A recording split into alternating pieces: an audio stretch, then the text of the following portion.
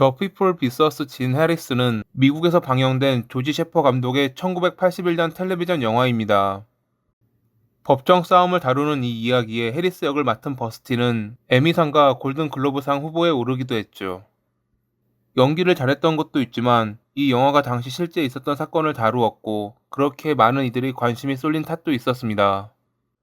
물론 별도의 대본을 만들지 않고 법정 기록을 중점으로 두어 연기했기에 중반부터는 지루한 면이 있어 시청률은 그리 높지 않았지만 당시에는 이러한 종류의 영화를 시도한다는 것 자체가 높은 평가를 유도했다고 합니다.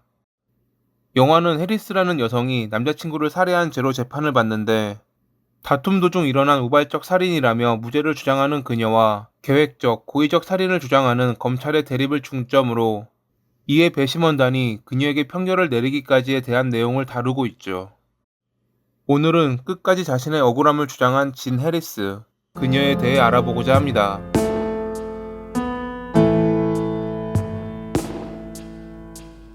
1923년 4월 27일에 미국 일리노이주 시카고에서 4남매 중 둘째로 태어난 해리스는 어릴 때부터 머리가 좋아 매사추세츠 노샘프턴에 있는 스미스 대학교를 우수한 성적으로 졸업했습니다.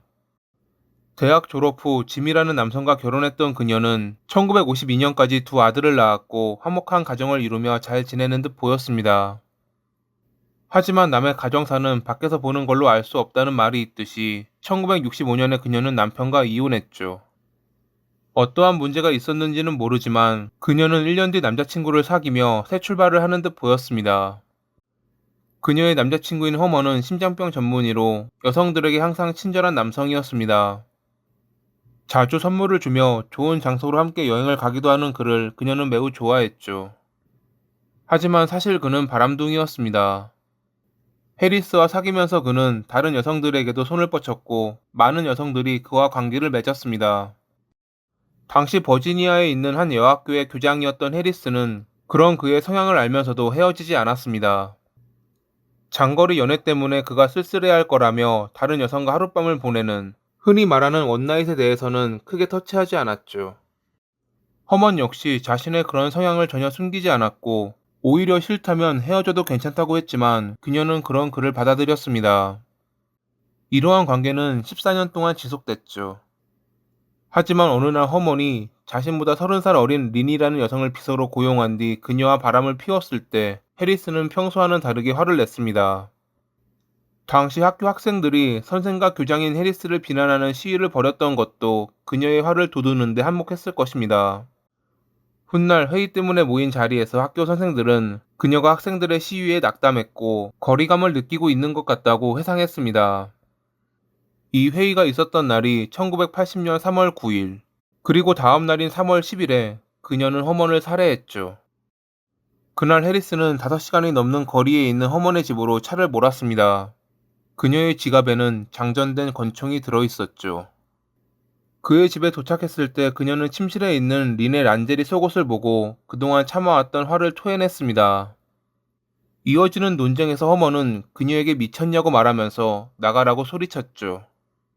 해리스는 모든 것을 포기한 듯 지갑에 넣어둔 권총을 꺼내 자기 머리에 가져갔고 놀란 허먼은 그녀에게 총을 빼앗으러 달려들었습니다. 몸싸움과 함께 울린 총성, 그리고 힘없이 쓰러진 허먼. 그는 어떠한 미동도 없었습니다. 해리스의 말에 따르면 그녀는 인터폰을 사용하려 했지만 작동하지 않아 당황한 나머지 도움을 청하기 위해 차를 몰고 집을 떠났다고 합니다. 밑에 있던 하녀가 총소리를 듣고 경찰에 신고 전화를 했다는 것을 몰랐던 그녀는 차를 몰던 중 허먼의 집 방향으로 달리는 경찰차를 발견했고 그녀 역시 허먼의 집으로 돌아와 경찰에게 상황을 설명한 뒤 체포됐죠. 그녀는 허먼이 자신의 총을 빼앗으려는 과정에서 실수로 발사된 총알에 맞아 그가 사망했다며 과실치사를 주장했습니다. 하지만 검찰은 평소 그의 행실에 불만을 가졌던 그녀가 일으킨 살인이라 주장하며 2급 살인죄로 그녀를 기소했죠. 허먼이 근거리에서 4발의 총알을 맞았다는 것이 그 이유였습니다. 만약 그녀의 주장처럼 실수였다면 한두 발 정도 총알이 발사되는 것이 통상적인데 4발이나 발사됐기에 일반적인 상황이라 보지 않았던 것입니다. 가족들의 도움으로 8만 달러, 하나로 약 1억 원의 보석금을 내고 나온 그녀는 우선 정신감정과 치료를 받았고 전문 변호사를 고용하며 재판을 준비했습니다. 1980년 11월 21일에 뉴욕주 화이트 플레인스의 웨스트체스터 카운티 법원에서 열린 재판. 14주 동안 진행된 이 재판은 당시 주 역사상 가장 긴 재판 중 하나였다고 합니다.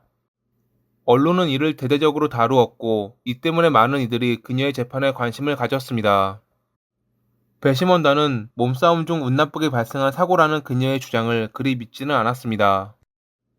우선 검찰의 말처럼 그녀가 4발이나 쏘았던 점을 비롯해 그녀는 도움을 청하러 집을 빠져나와 차를 몰았다고 주장했지만 1층에 있는 전화를 사용하거나 하녀에게 도움을 요청하지 않은 점에서 배심원단은 해리스가 도주하던 중 경찰차를 발견해 모든 것을 포기하고 자수한 것이라 생각했죠. 거기에 허먼이 남긴 유언장 때문에 재판은 더욱 그녀에게 불리하게 돌아갔습니다. 그는 14년간 사귄 해리스에게 자신이 사망할 경우 22만 달러, 하나로 거의 3억 원에 달하는 유산을 남긴다는 유언장을 작성해 두었는데 검찰은 이것이 그녀의 범행 동기 중 하나였을 거라고 추측했습니다. 그렇기에 이 재판에서 절대로 유죄를 받아선 안 되는 그녀가 무죄를 받기 위해 과실치사를 주장한다는 것이 검찰의 주장이었죠. 만약 그녀가 유죄를 받는다면 허먼의 유산을 상속받을 권리는 사라지니깐요. 왜 총을 준비했냐는 질문에 해리스는 그와 마지막 대화를 하고 자살할 계획이었다고 주장했지만 당시 그녀의 코트에서 여분의 총알이 발견됐기에 사람들은 그녀의 계획적 범행을 의심했죠. 갈수록 재판은 그녀에게 불리하게 돌아갔고 결국 배심원단은 8일간의 숙고 끝에 2급 살인죄에 대해 유죄를 판결했습니다. 변호사는 해리스에게 유죄를 인정하고 감형을 노리자고 권유했지만 그녀는 끝까지 자신의 무죄를 주장했고 그런 그녀에게 재판을 맡은 러셀 판사는 최소 15년의 징역을 선고했습니다. 해리스는 항소했지만 상급법원은 공정한 재판을 받았다고 판결하며 이를 기각. 그녀는 웨스트체스터 카운티에 있는 베드포드 힐스 여성 교정시설에 수감됐죠. 교장이었던 전적을 살린 것인지 그녀는 재소자들이 검정고시나 대학 학위를 딸 수 있도록 도움을 주었다고 합니다. 이러한 모범적인 활동과 심장 수술 준비로 인해 11년이 지난 1992년 12월 29일에 그녀는 가석방돼 밖으로 나올 수 있었습니다. 2012년 12월 23일에 아들들이 지켜보는 가운데 89살의 나이로 요양원에서 사망한 해리스. 과연 그녀는 허먼을 살해한 나쁜 사람일까요? 아니면 정말 그녀의 말처럼 실수였을까요? 아마 앞으로도 진실을 알 수 없을 것으로 보이는 이 이야기는 지금도 여러 대중매체를 통해 전해지고 있습니다. 오늘의 이야기는 여기까지입니다. 항상 시청해주셔서 감사합니다.